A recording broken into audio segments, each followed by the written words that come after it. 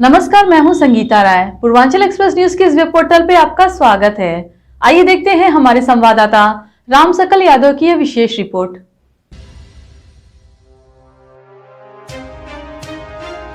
आजमगढ़ लोकसभा उपचुनाव के मतदान की तारीख नजदीक आने के साथ ही राजनीतिक दलों ने प्रचार अभियान तेज कर दिया। इसी के तहत राष्ट्रीय लोकदल के अध्यक्ष जयंत चौधरी शुक्रवार को सपा उम्मीदवार धर्मेंद्र यादव के प्रचार के लिए आजमगढ़ पहुंचे। इस दौरान उन्होंने पीएम मोदी और सीएम योगी को तानाशाह बताते हुए जमकर हमला बोला और दावा किया कि उपचुनाव के परिणाम देश की राजनीति की दिशा में तय करेगा। उन्होंने बीजेपी सरकार की तानाशाही के खिलाफ सपा रालोद के गठबंधन को एकमात्र विकल्प बताया। साथ ही चौधरी चरण सिंह के आजमगढ़ के रिश्ते पर हवाला देते हुए कार्यकर्ताओं से एकजुट होकर धर्मेंद्र को जिताने की अपील की।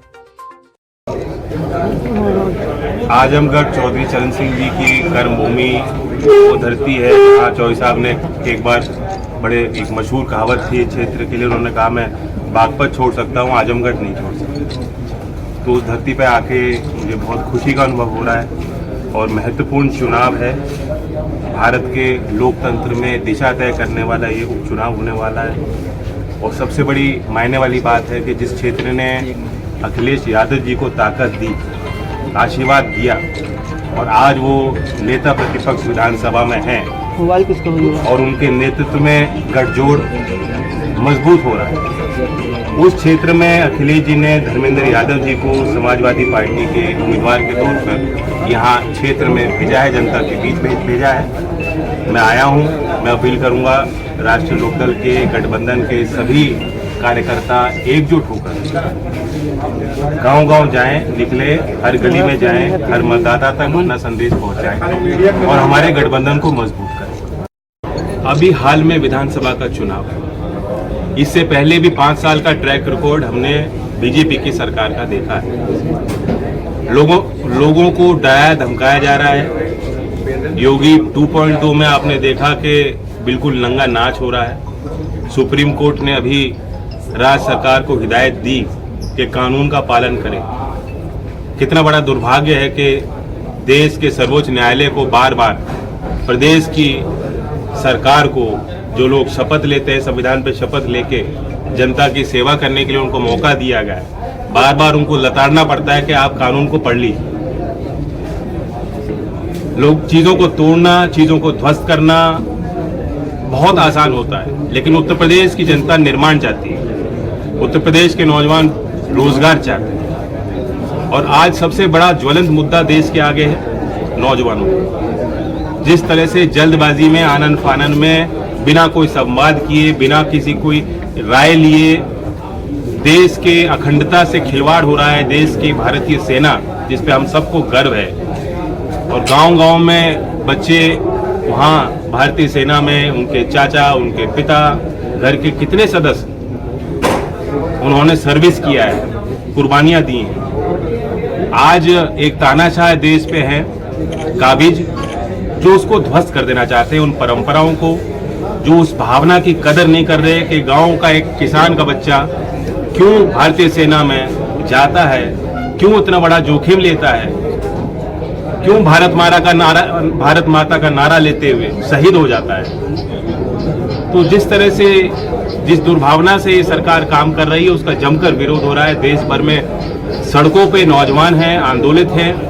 मैं उनसे भी उम्मीद करता हूं कि शांति प्रिय समाज है हमारा, लोकतंत्र में आपको अधिकार है। सरकार, भले आपने वोट दिया हो ना दिया हो, सरकार की जवाबदेही आपसे है और नौजवान विश्वास रखें, शांति बनाए रखें। और ये चुनाव में भी हम मतदाताओं से, आजमगढ़ के नौजवानों से अपील करते हैं कि आप एक वोट नौजवानों को दीजिए, एक वोट धर्मेंद्र यादव को दीजिए, एक वोट भारतीय सेना के सम्मान में, जो आज खिलवाड़ सरकार करने जा रही है उसके विरोध में दीजिए, भारतीय सेना के सम्मान में दीजिए। वरना ये सरकार जो है ऐसे ही काम करेगी। अगली बारी होगी स्वास्थ्य कर्मचारियों की, अगली बारी होगी पुलिस की, जहां संविदा पे लोग रखे जाएंगे। ठेका प्रथा जो असली गुजरात मॉडल है, अब उत्तर प्रदेश की जनता जाग जाए और देख ले। हमें भी वोट मिल रहा है, ऐसा नहीं, और हमें कोई निराश होने की जरूरत नहीं। बहुत कुछ सफलताएं हमने हासिल की हैं। सबसे बड़ी सफलता जो मेरे दिल में वो ये है कि हमारा गठजोड़ बना। एक लंबा पुराना इतिहास है हमारे दोनों परिवारों का, दोनों दलों का, और अब साथ मिलकर हम काम करें। सर, प्रधानमंत्री 1.5 साल में 10 लाख युवाओं को रोजगार देने की बात कर रहे हैं। 8 साल में कितने दिए? 2018 एसएससी जीडी भर्ती अर्धसैनिक बलों की जो भर्ती थी 60,000 पोस्ट थी और 4,298 पोस्ट अभी भी खाली पड़ी। नागपुर से चल के आ रहे हैं बच्चे, दिल्ली नागपुर से चल के आ रहे हैं। तमाम विभागों में यही कहानी है। सर, 1.5 साल का इसमें समय बता गया, क्या ये राजनीतिक है या रोजगार की बातें हैं इसमें? आपको पता है भर्ती निकलती है, अगले साल इम्तिहान होता है, उसके अगले साल परिणाम आते हैं, फिर उसके अगले साल भर्ती रोक दी जाती है और परिणाम आने के बाद बेचारे बच्चे मिठाई भी खिला देते हैं कि हमारी भर्ती होगी, फिर ज्वाइनिंग नहीं होती। कल हमारी पार्टी सभी जनपदों में प्रशासन से वार्ता करेगी, धरना प्रदर्शन करेगी, विरोध दर्ज करेगी, ज्ञापन देगी। 28 तारीख से शामली से मैंने अपने युवा पंचायत के कार्यक्रम ट्विटर पे घोषित कर दिए, आप जाके देख सकते हैं। 11 युवा पंचायत मैं 16 जुलाई तक करूँगा। किसान आंदोलन की सफलताएं हैं, सबसे एक पहली कि पंजाब हो, हरियाणा हो, राजस्थान हो, यूपी हो, पश्चिमी यूपी हो या पूर्वांचल का हो, किसानों में आपस में एक तालमेल बना। बहुत दिनों बाद ऐसा देशव्यापी आंदोलन हमने देखा और इतनी ताकतवर बहुमत वाली सरकार, जो कहते थे मोदी जी कहीं झुकते नहीं, पीछे मुड़ते नहीं है, एक कदम पीछे नहीं लेते हैं, उनको भी झुकाने का काम किसानों ने किया। सबसे बड़ी उनकी ये सफलता है और कानून वापस हुए। बाकी सरकार ने किसानों को छला है, किसानों को झूठ बोला, किसान आंदोलन के नेताओं को बुला करके प्रधानमंत्री जी ने वादे किए और एक भी वादा अब तक पूरा नहीं किया। एमएसपी किसान का हक है, उस पर कमेटी तक गठित नहीं हुई। तमाम मुकदमे वापस लेने का वादा उन्होंने किया था, कोई मुकदमे किसानों के खिलाफ अभी भी दर्ज है, वापस नहीं लिए। और लखीमपुर की घटना दर्दनाक, अभी भी अजय जी मंत्री बने हुए हैं, वो सुशोभित है मंचों पे, उनका पूरा सम्मान है। भारतीय जनता पार्टी शायद प्रचार में यहाँ भी लिया है।